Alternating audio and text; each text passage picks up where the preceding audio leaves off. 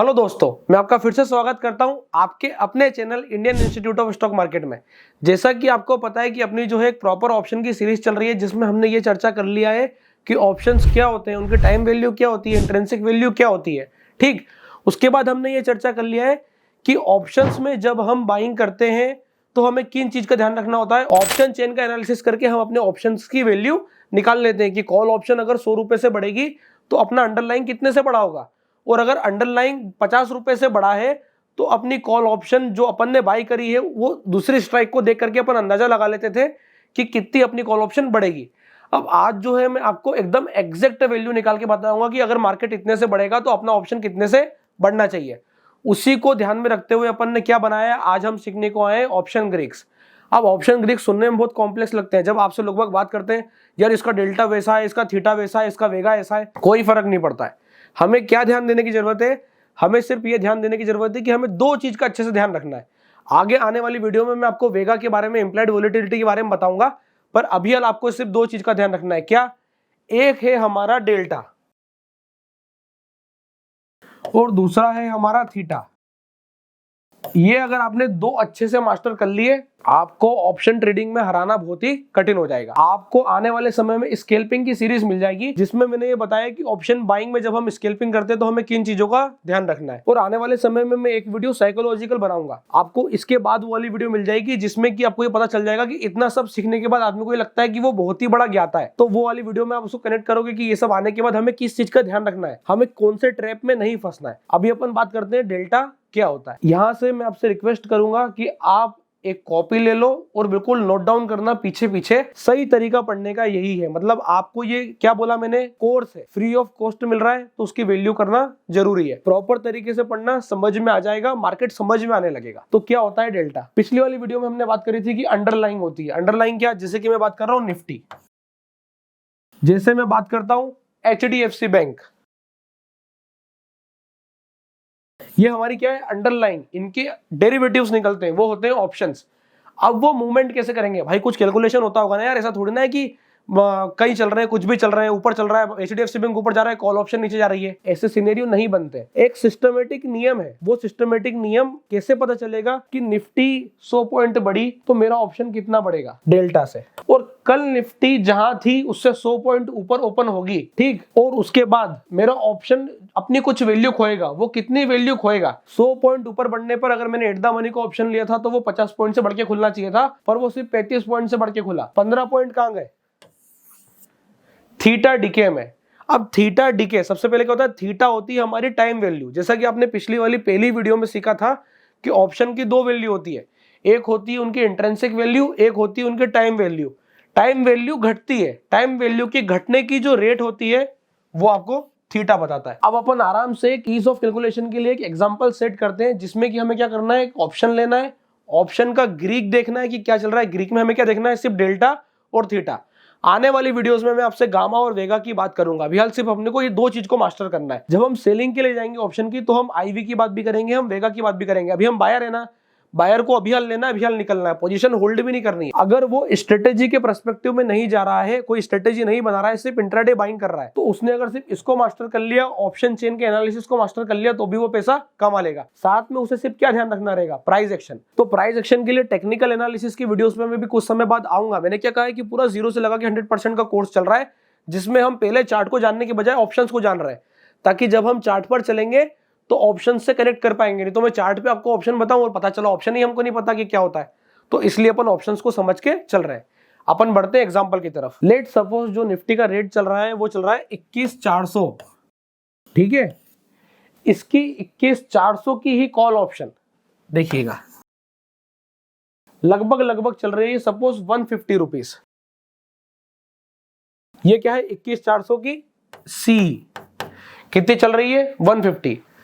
अब आगे इसका डेल्टा वो है अराउंड 0.48, ठीक है, 0.48 का डेल्टा है। अब मुझे यहां से इस ऑप्शन को बाय करना है। मुझे चार्ट पर अच्छा सिनेरियो दिखा कि प्राइस ऐसा स्ट्रक्चर बिहेव कर रहा था, ऐसा ब्रेकडाउन लिया और उसके बाद ये मोमेंटम करने के बाद ये चलने की तैयारी है, ये होने वाला है, ऐसा मैंने एनालिसिस कर लिया। क्यों? क्योंकि यहाँ पर ट्रेंड लाइन का ब्रेकआउट हुआ, सिग्नल मिला, रिटेस्ट हुआ और रिटेस्ट के बाद मुझे एंट्री दिखी।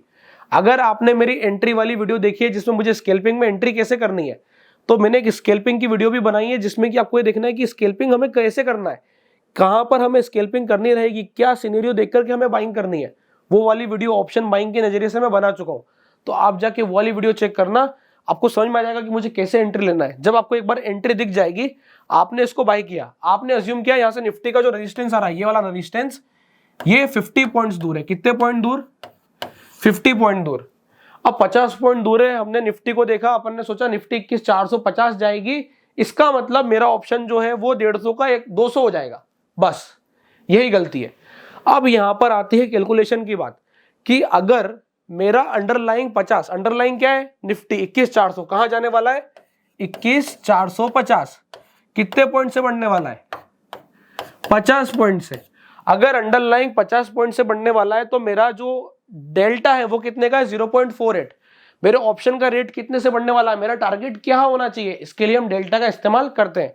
तो 0.48 इंटू 50, जब मुझे वैल्यू निकालनी होगी, अब मैं यहां पे क्या करूंगा? 0.48 इंटू 50 कितना आ जाएगा?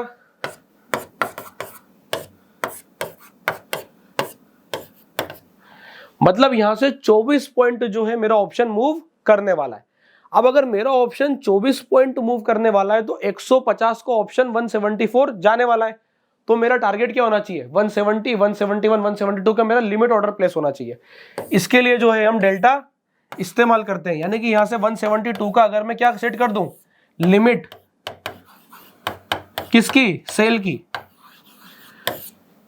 क्या मेरा काम हो जाएगा? बिल्कुल हो जाएगा। अब आदमी यहां पर क्या गलती करता है, वो इसी लालच में बैठा होता है। निफ्टी तो पता चला 50 पॉइंट चली, ऑप्शन चला 20 पॉइंट, उसका मन का लालच, संतुष्टि खत्म नहीं हो रही, लगा हुआ है कि नहीं भाई एक बार 180 पहुंचे तो काटूं, 200 पहुंचे तो काटूं। अरे क्या काटूं? जब प्राइस 170 पर है तो भाई उसका जो डेल्टा सेट हुआ है, डेल्टा के हिसाब से जो प्राइस को मूवमेंट करना था, वॉलेटिलिटी रिमेन्स सेम, अपन अज्यूम करके चल रहे हैं, तो आप उसको 200 पर कैसे काटोगे? 170 पर आपको संतुष्टि करके निकलना पड़ेगा। और बहुत अधिक टारगेट के लिए बेचना है तो आपको क्या देखना पड़ेगा कि अब यहां से निफ्टी जो है क्या वो अब 500 की तरफ बढ़ने वाली है क्या? अगर आपको ये दिखता है कि हाँ 21,450 से 500 की तरफ बढ़ने वाली है, इस बीच मेरा डेल्टा भी चेंज हो गया। डेल्टा भी चेंज होता है गामा के रेट से। अब डेल्टा पहुंच गया मेरा 0.6, क्योंकि मार्केट बढ़ा, 0.48 से डेल्टा पहुंच गया 0.6। तो अब अगली 50 पॉइंट के लिए आपको यहां पर 30 पॉइंट का मोमेंटम मिलने वाला है। कैसे? आप फिर से कैलकुलेट कर सकते हो, 50 इंटू 0.60 जब हम करेंगे तो हमें 30 रुपए का मोमेंटम और मिलेगा। अब जब हमें 30 रुपए का मोमेंटम और मिलेगा तो अब हमारा 170 का ऑप्शन कितना जाने वाला है? 200, तब जाके 200 पहुंचेगा। यानी कि 100 पॉइंट की तेजी हुई और हमारा ऑप्शन कितना पहुंचा? 200 पहुंचा। और आप ध्यान से देखो, कैलकुलेशंस वही निकल के आ गया कि अगर 0.48 के रेट से हम बढ़ते और एक ही बार में तेजी हो जाती तो भी हम 50 पॉइंट से ही बढ़ते। तो इस हिसाब से वर्किंग चलती है। ये बिल्कुल जो मैंने आपको बताया ये एकदम ट्रू सिनेरियो है। मैंने क्या बोला फिर से सुनिएगा, अगर हम डायरेक्ट 100 पॉइंट के हिसाब से टारगेट निकाल के चलते तो यहां पर हमें जो टारगेट निकल के आता वो कितना निकल के आता? 48 पॉइंट से हमारा ऑप्शन बढ़ता। और 48 पॉइंट मतलब आप कहां पहुंच गए? 200 के पास पहुंच गए कि नहीं पहुंच गए? तो यही तो मैं आपको समझा रहा हूं कि ये 150 का ऑप्शन 200 पहुंचने के लिए क्या चाहिए रहेगा? 100 पॉइंट का मोमेंटम। यही हमारा डेल्टा होता है। अब डेल्टा का इस्तेमाल एट द मनी पर तो कम करते हैं। अब अपन आ जाते हैं हीरो जीरो वाली बात पे कि जितने भी लोगों को हीरो जीरो करने का शौक है, जितने लोगों को ये लगता है कि यार क्या ये 2 रुपए का ऑप्शन यहां से 100 रुपए की चाल कर सकता है, क्या ये 10 रुपए का ऑप्शन यहां से 25 रुपए पहुंचेगा, तो उनको जाके एक बार डेल्टा जरूर चेक करना चाहिए। किस वाले दिन? एक्सपायरी वाले दिन। और ये वर्केबल कब रहेगा? 12-1 बजे के आसपास तक आप इसको चेक करना। इसके बाद उसको चेक करने का कोई मतलब नहीं, क्योंकि उसका तो ऑप्शन वही चलेगा जो एटीएम होगा, या एटीएम से एक स्ट्राइक बाहर होगा, बहुत दूर का ओटीएम नहीं चलने वाला है। और इसलिए आपने देखा होगा कि जो अपना ओटीएम ऑप्शंस होते हैं वो अधिकतर आदमी को फंसा देते हैं। जितने भी ऑप्शन बायर होते हैं आप देखिएगा, अगर उनकी मौत होगी, उनको पैसे का नुकसान होगा, तो वो तभी होगा जब वो 16 का ऑप्शन, 20 का ऑप्शन 100 पहुंचाने की नजर से बैठते हैं और 16 रुपए पे वो खरीदते हैं, वो 20 पहुंचता है, उनको मजा नहीं आता। भाई मैं बता रहा हूं, जब अपन छोटा ऑप्शन खरीदते हैं ना, 2 सिनेरियो से बाइंग करी जाती है। पहला होता है जब हम 5 रुपए का 10 रुपए का ऑप्शन खरीदते हैं, 2 सिनेरियो से बाइंग करी जाती है। पहला होता है कि मैंने अगर 5 रुपए का ऑप्शन खरीदा और मेरा टारगेट इसको 50 पहुंचाने का है, तो मुझे फिर इससे कोई फर्क नहीं पड़ता कि क्या डेल्टा है क्या थीटा है, सब गया तेल लेने को। क्यों? क्योंकि यहाँ मेरा माइंडसेट बिल्कुल सेट है। मैं ऐसे 5 रुपए 10 बार खोने को तैयार हूं, पर वो 10 बार खोने का पैसा आपको कहां से आएगा? जब आप 100 रुपए के ऑप्शंस पर सही तरीके से ट्रेडिंग करके 120 रुपए, 150 रुपए ऐसे टारगेट्स पर काटोगे और ऐसा निरंतर बार बार लगातार 10 बार, 20 बार, 50 बार कर पाओगे, रेगुलर इनकम जनरेट करोगे। ये तो हो गया बाइंग के साथ। इसके अलावा जो है आप सेलिंग की स्ट्रेटेजीज आप कैलेंडर लगा के आयरन फ्लाई, आयरन कोंडोर ऐसे डिफरेंट स्ट्रेटेजीज जब बनाओगे और उनसे अपने लिए मंथ ऑन मंथ लगातार बार बार रेगुलर इनकम जनरेट कर पाओगे। जब आप बोलोगे कि हाँ भाई मैं ऑप्शन से ही मेरा बिजनेस है, इसके अलावा कोई अदर बिजनेस नहीं है, बाकी चीज तो मेरी सेकेंडरी है, ये मेरा प्राइमरी बिजनेस है, जिस दिन आप अपने लिए ऐसा बोल पाओगे तब जाकर के आप 5 के ऑप्शन को 50 करने में कोई दिक्कत नहीं महसूस करोगे। अदरवाइज आप पहले दिन आकर के 5 को ऑप्शन 50 करने जाओगे, यहां दिक्कत होगी। तो ये अभी अपन ने समझी डेल्टा की बात। अब अपन चलते हैं और समझते हैं कि थीटा क्या होता है। थीटा समझने के लिए अपन सबसे पहले चलेंगे ऑब्स्ट्रा पर। ऑब्स्ट्रा पे देखेंगे थीटा की वैल्यू क्या आ रही है, क्या सिनेरियो है।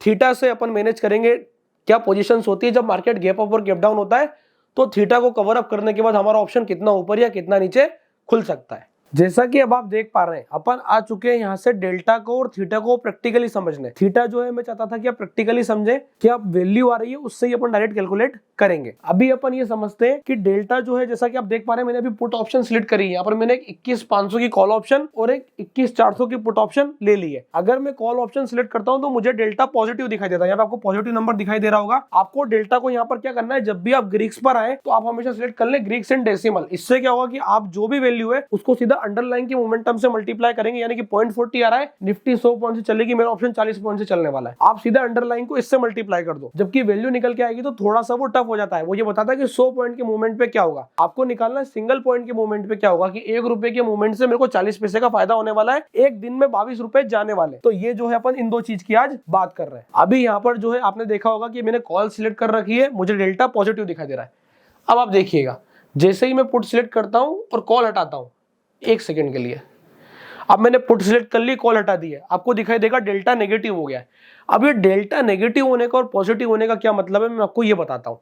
ये मेन कैलकुलेशन है। जब हम डेल्टा पॉजिटिव और डेल्टा नेगेटिव समझते हैं तो हम हमारी कमांड किसके ऊपर हासिल करते हैं, डेल्टा न्यूट्रल स्ट्रेटेजीज पर। तो डेल्टा न्यूट्रल स्ट्रेटेजीज को समझने के लिए हमें डेल्टा को समझना बहुत जरूरी है। तो अब जब हम देखते हैं कि यहाँ पर नेगेटिव है, नेगेटिव डेल्टा का मतलब ये बता रहा है कि जब अंडरलाइन 100 पॉइंट से घटेगी तो वहां पर क्या होगा, -100। ठीक है, जब अंडरलाइन 50 पॉइंट से घटेगी तो वहां पर क्या होगा, -50। और उसको जब आप इससे मल्टीप्लाई करके अपने लिए वैल्यूज निकालोगे तो आपकी जो वैल्यूज आएगी वो पॉजिटिव नंबर में आएगी, यानी कि आपको प्रॉफिट तब होगा।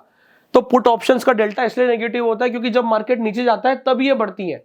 तो मार्केट नीचे जाने से मतलब कि आपने जहां से परचेस किया वहां से नेगेटिव नंबर्स में जा रहा है और नेगेटिव नंबर्स में नीचे जा रहा है, और उसको जाके जब हम इससे मल्टीप्लाई करते हैं तो पॉजिटिव वैल्यू निकल के आती है। ठीक इसका विपरीत, जब मार्केट ऊपर बढ़ता है, सपोज 100 पॉइंट से ऊपर बढ़ा, तो आपके ऑप्शन को ये 100 इंटू -0.51518, यानी कि आपको क्या करेगा, 51 रुपए 80 पैसे से आपके पुट ऑप्शन को घटा देगा। तो यहां पर जो आपका ऑप्शन 170 रुपए का है, ये 51 रुपए से घट जाने वाला है।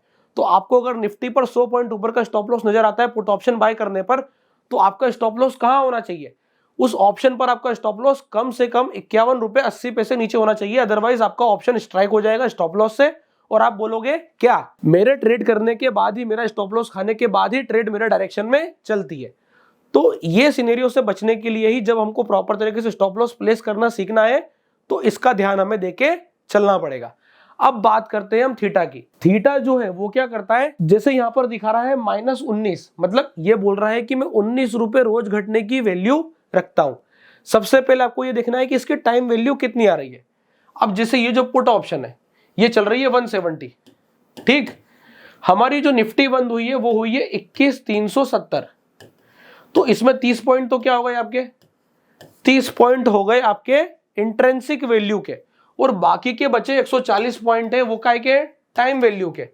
अब ये जो टाइम वैल्यू है 140 रुपए, यही घटने का जो रेट है वो पर डे का 19 रुपए का है। मतलब मंडे को मार्केट खुलेगी, ये 19 रुपए से टाइम वैल्यू 19 रुपए से जाने वाली है। इसका मतलब मार्केट अगर मंडे को 21,370 ही खुलेगा तो ये ऑप्शन मेरा 20 रुपए के आसपास से नीचे खुलने वाला है। इसमें 20 रुपए कम कर दो, मतलब 150 रुपए ओपन होगा। इसलिए बोला जाता है कि ऑप्शन सेलर जो है वो प्रॉफिट जनरेट करता है और ऑप्शन बायर लॉस करता है। ऑप्शन बायर की जो विनिंग प्रोबेबिलिटी आती है वो इसलिए 33% की आती है। आप देखो यहाँ पर ये ट्रेड ओपन है, 38% का चांस बता रहे हैं कि आप प्रॉफिट कमाओगे। तो इस सिनेरियो से जो है वर्किंग करी जाती है। तो आई होप आपको डेल्टा और थीटा का ये शानदार गेम समझ में आया होगा, जिसमें हमने डेल्टा को पॉजिटिव होने की कॉल ऑप्शंस में जब हम पोजीशन पलटा देंगे, जैसे अभी अपन इसमें पोजीशन पलटा देंगे ना, अगर अपन कॉल को सेल कर देंगे तो हमारा कॉल का डेल्टा नेगेटिव हो जाएगा। इसका मतलब क्या है कि जब मार्केट नीचे जाएगी तब मेरे को पैसा आएगा। जब हम पुट को सेल कर देंगे तो पुट का डेल्टा पॉजिटिव हो जाएगा, यानी कि जब मार्केट ऊपर जाएगी तो मेरे को पैसा आएगा। इस हिसाब से डेल्टा वर्क करते हैं। अभी एक दिन का गेम नहीं है। मैंने आपको क्या कहा था, कॉपी पेन लेके बैठना, बराबर नोट डाउन करना। तो मैंने जो ये 1 मिनट पहले जो टर्म्स बोले हैं कि डेल्टा नेगेटिव होगा और ऊपर जाएगा तो प्रॉफिट आएगा, डेल्टा पॉजिटिव होगा और नीचे जाएगा तो प्रॉफिट आएगा, कॉल के लिए पुट के लिए जो भी मैंने बोला वो आप नोट डाउन करो। फिर आप मंडे को बैठो मार्केट में, ट्यूसडे को बैठो मार्केट में, एक हफ्ता बैठो मार्केट में, ऑप्स्ट्रा को देखो, चेक करो कि यार ये कैसे वर्क कर रहा है। अगर मैंने कॉल सेल करी होती, डेल्टा नीचे जाता तो क्या होता, मार्केट ऊपर जाता तो क्या होता, क्या डेल्टा घट रहा है, क्या डेल्टा बढ़ रहा है क्या। इस वाले सिनेरियो को जब आप बार बार चेक करोगे तो जाकर के आप ये कर पाओगे। एक दिन का काम नहीं है। यहां से आपको ये मान के चलना है, अगर आप बिल्कुल जीरो से शुरू कर रहे हो तो कम से कम 200 दिन की मेहनत आपको लगने वाली है। और अगर आपको काम करते करते, ट्रेडिंग करते करते, 10-20 हजार से काम करते करते अगर आपने 50-100 ट्रेड कर रखे, अगर आपने 100 ट्रेड से ज्यादा कर रखे, तो आप ये मान के चलना आपको सही तरीके से प्रॉपर डायरेक्शन के साथ जो मेहनत करने की जरूरत है वो 50 दिन की मेहनत है। एक दिन में तो कोई भी सीख नहीं सकता है। इस चीज को ध्यान में रखते हुए आपको ये समझ जाना है कि ये जो चैनल है आपको free of cost learning provide कर रहा है। तीसरा पार्ट कंप्लीट हो गया है। आने वाले अगली वीडियो जो होगी वो ये बताएगी कि ऑप्शन बायर नुकसान करता क्यों है। जो आदमी मार्केट में नया आता है उसको ऐसा क्या गड़बड़ी करता है, वो ऐसी क्या गलती करता है कि उसको नुकसान हो जाता है, इसकी आने वाली वीडियो में अपन बात करने वाले। आई होप आपको ये वीडियो पसंद आई होगी, और पसंद आई है तो आप इस चैनल को सब्सक्राइब करना ना भूलें। इस वीडियो को लाइक कर दें और इस प्रकार की और शानदार लर्निंग कंटेंट के लिए आप हमें फॉलो करें। अगर आपने अभी तक अपना डीमेट अकाउंट नहीं खुलवाया है तो डिस्क्रिप्शन के नीचे लिंक प्रोवाइड है, आप जाके अपना डीमेट अकाउंट ओपन करा सकते हैं। तब तक के लिए बहुत बहुत धन्यवाद।